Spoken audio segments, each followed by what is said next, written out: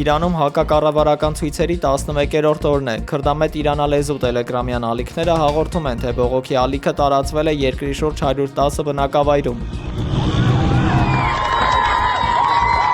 Թեհրանի մեծ շուկայում եւ տնտեսական այլ կենտրոններում առևտուրը կատվածահար է գործադուլների պատճառով։ Պաշտոնական Թեհրանը հայտարարում է երկրում բնականոն կյանքը վերականգնելու եւ անկարգությունները կանխելու միջոցառումների մասին։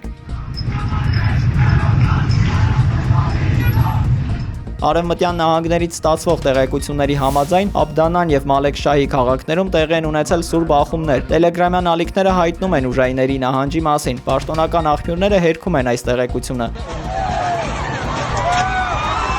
Միջազգային իրավապաշտպան կառույցները ահազանգում են, որ բժշկական հաստատություններում ենթադրաբար ահաբեկչություններ են եղել։ Տարածվող այս տեղեկություններին շտապել է արձագանքել ԱՄՆ պետդեպը եւ ասել, թե մարդկության դեմ ուղղված հանցագործություններ են տեղի ունեցել Իրանում։ Այդ երկրի նախագահ Մասուդ Փեզեշքյանը հանձնարարել է քննել հնչեցված մեղադրանքների իսկությունը։ Իրանի հարավ-արևմուտքում գտնվող Լորդեգան քաղաքում տեղի ունեցած զինված միջադեպի հետևանքով երկու մարդ զոհվել է, եւս 30-ը ստացել տարբեր աստիճանի վնասվածքներ։ Իրանական ֆարս գործակալության փոխանցմամբ բողոքի ակցիայի ընթացքում զինված մի խումբ ցուցարարներ կրակ են բացել անվտանգության ուժերի ուղղությամբ, ինչպես նաեւ վնասել մի քանի վարչական շենքեր։ Ի պատասխան ստեղծված իրավիճակին Իսլամական Հանրապետության իշխանությունները վերահաստատել են քաղաքացիների բողոքի իրավունքը, սակայն միաժամանակ ընդգծել են խաղաղ հավաքները զինված անկարգություններից տարբերակելու անհրաժեշտությունը։ Ներկայումս իրավապահ մարմինները միջոցներ են ձեռնարկում տարածաշրջանում հասարակական կարգը վերականգնելու ուղղությամբ։ Իրանում ներքաղաքական լարվածության ֆոնին Իսլամական Հանրապետության փոխարտգործնախարար Մաջիդ Ռավանչին այսօր երեկոյան պաշտոնական այցով կժամանի Երևան։ Այցի շրջանակում նախատեսված են բարձր մակարդակի քաղաքական խորհրդակցություններ, որոնց առանցքում կլինեն տնտեսական, տարանցիկ եւ տրանսպորտային ոլորտներում երկկողմ գործակցության ընդլայնման հարցերը։ Հատուկ ուշադրություն է դարձվելու Հարավային Կովկասում վերջին զարգացումներին եւ տարածաշրջանային կայունության եւ խաղաղության պահպանման ուղղված համատեղ ջանքերին։ Քուրդիստանի ազատության կուսակցության առաջնորդ Հուսեյն Յազդան-Փանան կոչ է արել սուննի քրդերին ապստամբելի պաշտպանություն Իրանի շիաբնակ շրջաններում բողոքող իրենց հայրենակիցների։ Իրավիճակի սրմանը զուգընթաց Քուրդիստանի ազգային բանակը հայտարարել է զինված գործողությունների պատրաստակամության մասին։ Սուննիաբնակ շրջաններում սկսված ցույցերը վկայում են տարբեր դավանանքի քրդական համայնքների միջև ձևավորվող աննախադեպ համերաշխության մասին։ Հունվարի 5-ին քրդական առաջատար քաղաքական ուժերը բարձր մակարդակի հանդիպում են անցկացրել, նպատակ ունենալով համակարգել եւ սատարել Իրանում ընթացող համաժողովրդական շարժմանը։ Հանդիպման արդյունքում որոշվել է մշակել միասնական ճանապարհային քարտեզ քրդական ազգային շարժումն ամրապնդելու եւ բռնաճնշումներին համատեղ դիմակայելու համար։ Ալեպում սիրիական կառավարական ուժերի եւ քրդական ուժերի միջև բռնկված բախումները փաստում են հետասադյան շրջանի հարաբերական անդորի ավարտը եւ Դամասկոսի վճռականությունը վերականգնելու պետության ինքնիշխանությունը Սիրիայի ամբողջ տարածքում։ Փորձագետները նախազգուշացնում են բանակցությունների հնարավոր ձախողման եւ լայնածավալ պատերազմի վտանգի մասին։ Կողմերի միջև ուժերի հավասարակշռությունը դեռևս պահպանում է երկխոսության հնարավորությունը կապված քրդական ուժերի սիրիական բանակին ինտեգրվելու բարդ գործընթացի հետ։ Ալեպահայ համայնքում ըստ Բերիո հայոց թեմի մարդկային կորուստներ չկան, սակայն անվտանգային նկատառումներից ելնելով Սուրբ Գրիգոր Լուսավորիչ եկեղեցին պատրաստակամություն է հայտնել ապաստան տրամադրել վտանգավոր գոտիներում բնակվող հայրենակիցներին։ Ներկայումս իրավիճակը քաղաքում շարունակվում է մնալ խիստ լարված եւ անկանխատեսելի, քանի որ կառավարությունը փորձում է հավասարակշռել ազգային փոքրամասնությունների ինտեգրման եւ պետության ամբողջականության պահպանման մարտահրավերները։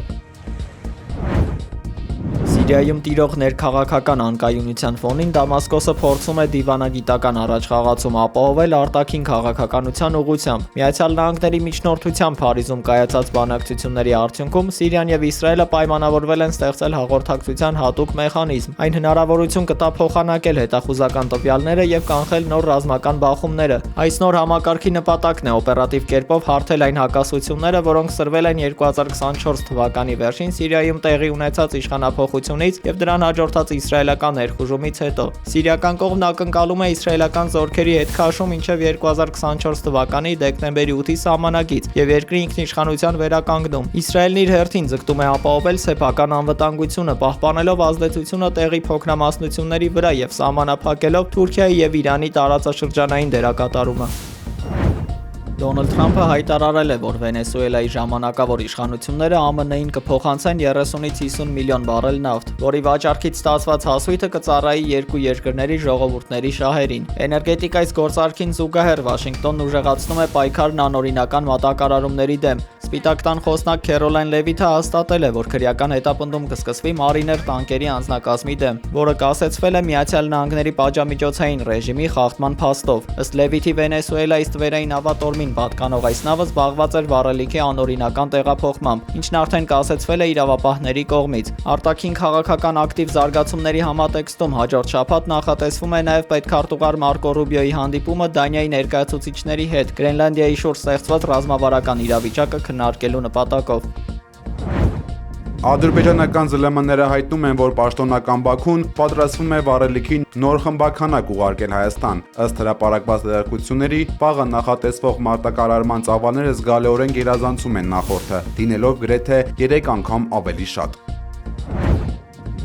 Նիկոլ Փաշինյանն ընդունել է Միացյալ Նահանգների դեսպանին Հայաստանում դիվանագիտական առաքելությունն ավարտելու կապակցությամբ։ Վարչապետը շնորհակալություն է հայտնել դեսպանին հետևողական աշխատանքի համար, հատկապես ընդգծելով նրա պաշտոնավարման ընթացքում երկկողմ հարաբերությունները ռազմավարական մակարդակի բարձրացնելու փաստը։ Իր հերթին Քրիստինա Քվինը բարձր է գնահատել Հայաստանի Հանրապետության կառավարության հետ արդյունավետ փոխգործակցությունը եւ վստահություն հայտնել, որ հայ-ամերիկյան գործընկերությունը կշարունակի զարգանալ բոլոր ուղղություններով։